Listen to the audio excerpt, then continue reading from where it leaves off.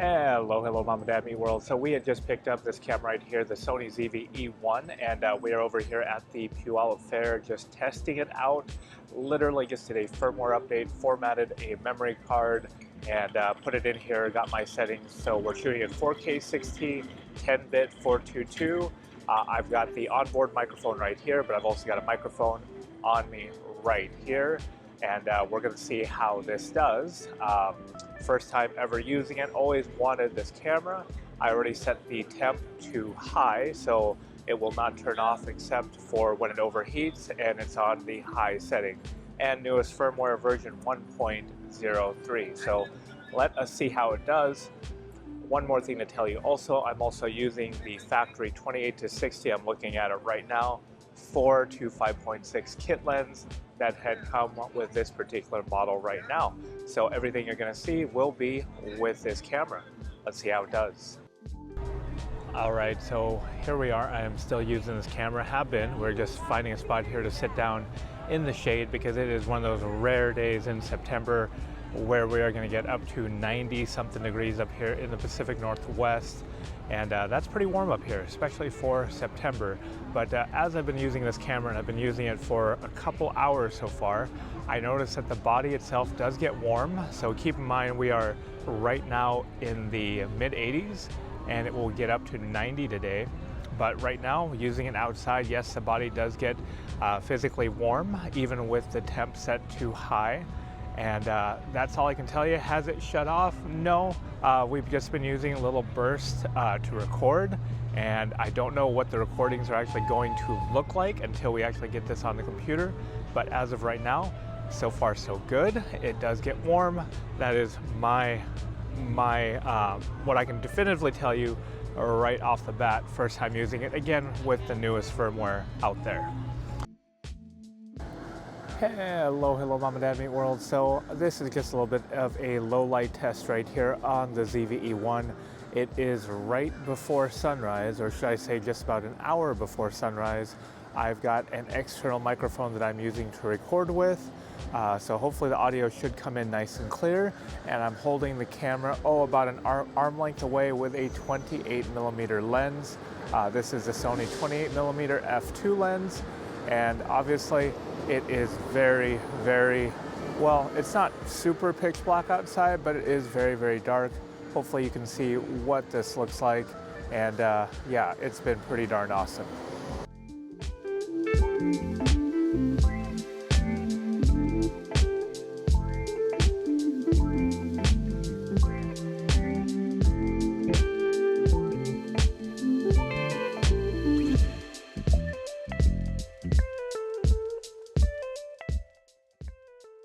Hello, Mom and Dad, meet world. So the title of this is, I wanted to get a donut, but the popcorn was free.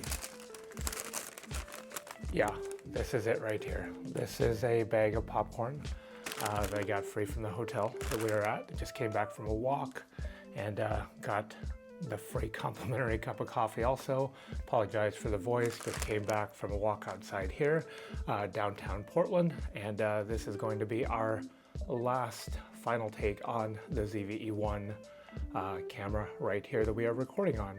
From here, we are going to be switching from the ZV-E1 to the iPhone 15 Pro Max. So let's transition over. Hello, Mom and Dad, me world. So we are doing this wrap up here and this review of the Sony ZV-E1 right here. Apologies, I am definitely very late to this game right here of this beautiful camera. I will just also remove this particular lens right here because this is our Sony 28mm f2 lens that we have also been using with this. And we're going to remove this right here, and we're going to put on the kit lens. And the kit lens is this particular lens right here. It is the 28 to 60mm. You can see how tiny it is when it is all compact out, and then when you do extend it, that is how it looks. But we are going to put this lens back on here because we are talking about this particular camera and lens combo. This is the kit combo right here. and I want to give you my thoughts and analysis. I've got a little bit of gaff tape here because we were out and about, and I just like to put a little bit of gaff tape on just to make sure that we're not drawing too much attention depending on where we are at. So we have got this ZV-E1 lens combo kit with the 28-60. I've got these straps here I'm going to remove, and we're eventually going to remove these right here. But my thoughts on it are, it is very, very good with the AI, with the subject detection.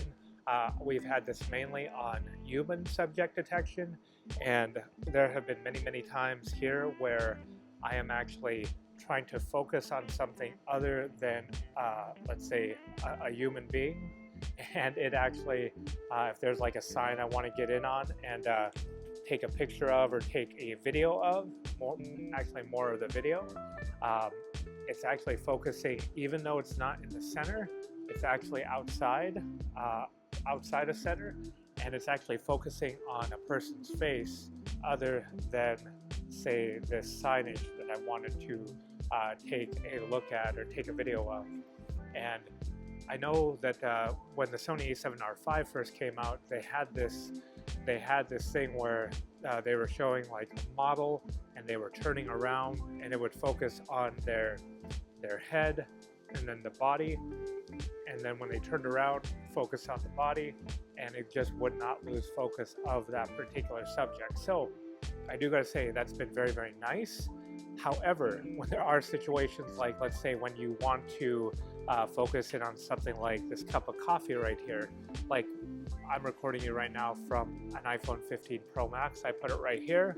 We're going to be able to focus on this cup of coffee, and it's hopefully should not be focusing on my face. And I've had that issue too, to where if I'm reviewing something or wanting to show you something in front of the camera, what it's doing is it's actually just getting the focus locked on myself and not really on the subject I want. Even if I put it on product showcase mode, I've had it to where it will still focus or have a hard time focusing on the actual product, as opposed to my face, where it wants to literally lock on my face. So I can confidently say that face detection, that human subject detection, has been very, very good. Almost dare I say too good for what this particular camera does. And it's been great for what this package is, because you can see right here, I did have a cage on it. The cage was fine, but you really don't need a cage. This and hand strap or neck strap, and it's a very, very compact camera and lens kit combo to take with you. The lens kit has been very good. Very little focus breathing. Like if I am showing something close and then it focuses back to me, very, very little focus breathing with this particular kit lens. It's been very sharp, so that is good. Downsides of it, it starts at an f4 aperture, goes up to 5.6 on the 60 end, but with this full frame camera is a beast. The FX3 sensor, it does show on here, and it's been awesome for that particular camera in terms of this feature. So feature is image quality. It's fantastic. Night images, night video, fantastic, phenomenal. Really can't be beat as far as this camera goes, other than the more expensive FX3 brother. So with this right here, I do have to keep this on in sunny weather for the LCD setting, because it is a little bit on the dim side. So if I do have this on sunny weather, nice bright LCD, I can actually see quite a bit better. So that's good. Battery life has been good. It's gone down a little bit since we've actually put it on sunny weather mode. But you know what? That's the trade-off. If you can actually get your composition, get your shot, because there is no built-in viewfinder, like everybody else has said. That's probably what you're going to want to do to get your best composition and to use only this LCD viewfinder. Photos have been very, very phenomenal. They look great, even though this is only a 12 megapixel camera. I mean, 12 megapixel mirrorless camera. It's great. Mirrorless full frame. These are still great photos, and you can't really fault it other than having less resolution to play with if you do want to do any sort of cropping. Last thing I do want to touch on is the lack of overheating. So this has not overheated on me once. I've not shot anything longer than maybe like 10 minutes or so with this, so 10 minutes at a time. And we did have some pretty warm weather, and right now it's not warm, but it is not overheated. Has the body gotten like hot? Yeah, the body has gotten quite warm, and I was reading on or watching a lot of the other videos like you guys have too. They're saying, hey, pick up something to put on the back of this LCD. So we ended up picking this Ulanzi fan right here. Not paid for, not sponsored, not anything.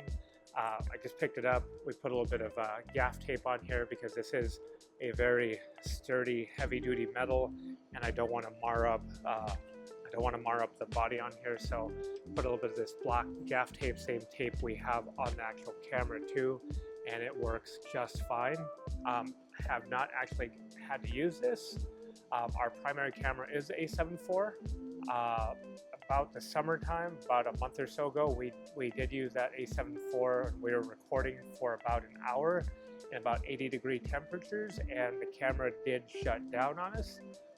And it's not supposed to. Funny how it's not supposed to, but it did. And the only other time I've had the A7 IV actually overheat on me was when we were recording a video of our trees getting chopped down. And after about 2 hours, I just had it sat there in the tripod, and the sun was hitting it, and it just shut off there too. But you know, you can't blame it for that. It was my fault. I should have at least put a umbrella or some sort of shade over it. But with this particular camera, the ZV-E1, with some short form recording, no, it has not heated up. Yes, the body does get quite warm, but other than that, it's been a great little beast of a camera. Maybe the features on this, for this being a vlog camera with having the AI features, maybe they're just a little bit too over my head, but I like using the A7 IV. But nothing absolutely wrong with this camera. It's been a great camera. Love the size. It is very innocuous.